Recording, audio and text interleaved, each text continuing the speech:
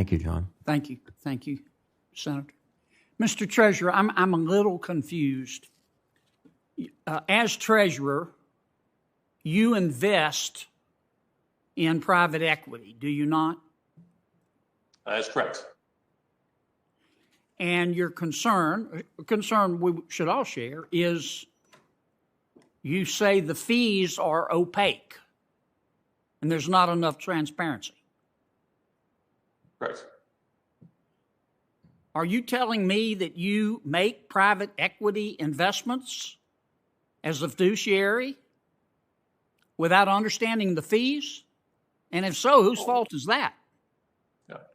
We put a lot of time and effort into understanding these fees and working, but that adds increased cost to us. And there are also smaller pension plans out there that don't have the resources. Well, why don't you just don't make the investment? Well, but oftentimes we don't, if they're not willing to work with us. So what's the problem? Just as in other fields and other investment classes, the transparency has been helpful in bringing down the cost of fees. Things like mutual funds. We think we'd see improvements in fees with greater transparency. But if I go to buy a car and the car salesman doesn't explain the details of the financing to me, I just walk away. I don't call for the federal government to take over every car salesman in America. What am I missing here? Well, I'd say we're not calling on the federal government to. These are two players in the financial markets. You're not required to invest in private equity. In fact, you breach your fiduciary duty to invest in private equity if you don't understand the fees, don't you? As I said, we put a lot of effort and time into this. I'm the first one to note that we at the Illinois Treasury significantly increased our allocation to the private equity space, given the opportunities and our ability to manage risks. Well, have you ever invested in private equity when you didn't understand the fees? Never. I never said we didn't understand the fees. We are advocating for the elimination, not advocating for elimination of private equity. We're seeking reforms to make it easier for us to do our jobs, to stop abuses, to increase transparency, to help create more efficient markets and provide basic protections. I understand. Have you ever invested in a private equity deal as a fiduciary, as a state treasurer, without understanding the fees? We put a lot of effort into this, but that results in increased costs as well. And just as we saw public market... I understand that. I heard you the first time. But have you ever invested in a private equity deal without understanding the fees? No. Okay. Let me ask...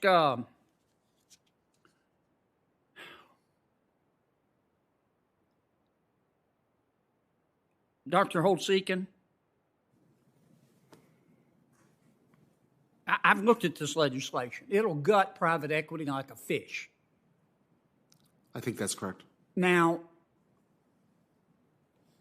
what will that impact have on workers of America? We know that, the private equity markets are very large. As David Burton pointed out, that this is an important source of capital. Capital is how firms invest in skills for their workers, technologies, equipment.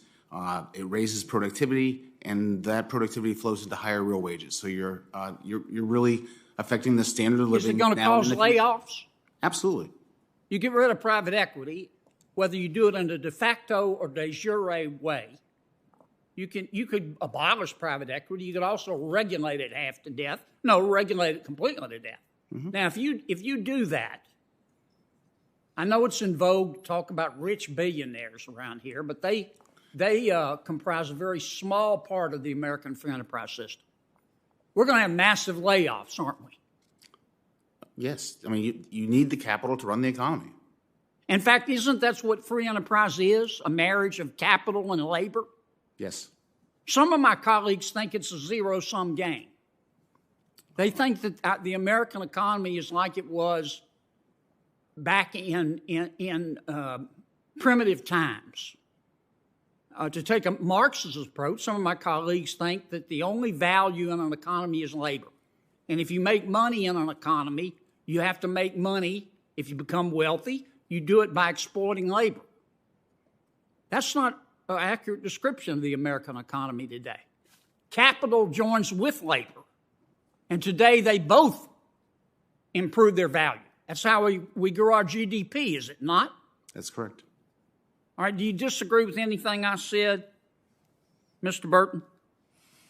No, the one thing that you didn't really mention is it's not just capital and labor, it's also entrepreneurship and innovation, and it takes capital to innovate, to acquire new technologies, and that's how productivity improves, and that's how wages go up. If you don't become more productive through technological innovation or better management practices, then you can't see wages go up over any extended period of time. I also think there's sort of everything you said is absolutely true with respect to private capital markets. If we were to restrict private capital markets, we would destroy the United States economy because they're the most important means of raising capital for businesses and particularly for entrepreneurship. There's a more narrow case of these private equity funds that are basically engaged in acquiring failing public companies. Can I stop you because I'm way over time? Yep.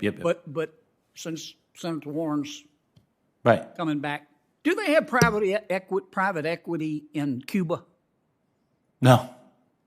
Do they have private equity in Venezuela? No. If they have private equity in China, it's state-owned, right? China's a little bit more ambiguous, but they're certainly restricting private enterprise. So is that where we're headed here, to have government run private equity like President Xi does in China? Yes. Would this bill move us toward that end? This bill would make private equity funds narrowly defined utterly uneconomic. Now, my understanding of private equity is that you have a company that goes out and says, we're really good at investing money, and we ask you to invest your money, private investor, with us, the venture capital company. And in order to invest in that venture capital company, you got to be an accredited investor. I mean, you got to have a net worth and show that you're a sophisticated investor. Generally, yes. And then that private equity company goes and buys a private business. When it buys that private business, does it put a gun to the head of the owner of the private business and say you have to sell? No. So it's usually a voluntary transaction. Yes. And so now you've got a new owner of the business. Is that right? Yes. And that new owner tries to increase the value of that business because that new owner wants to make money. Am I right? Yes. Does it always work? No. If it doesn't work, who loses? There can be a lot of losers. The Right. shareholders, the equity fund, employees, customers, vendors. But if it does work, it's a beautiful thing. Yes. And we call this free enterprise, Yes. as opposed to government saying you can't invest there, but you have to invest there. Right. Okay. I went way over. That's okay. But I had to stall. Are you good? I'm done. All right. I'm going to go vote. Thank you all for coming today.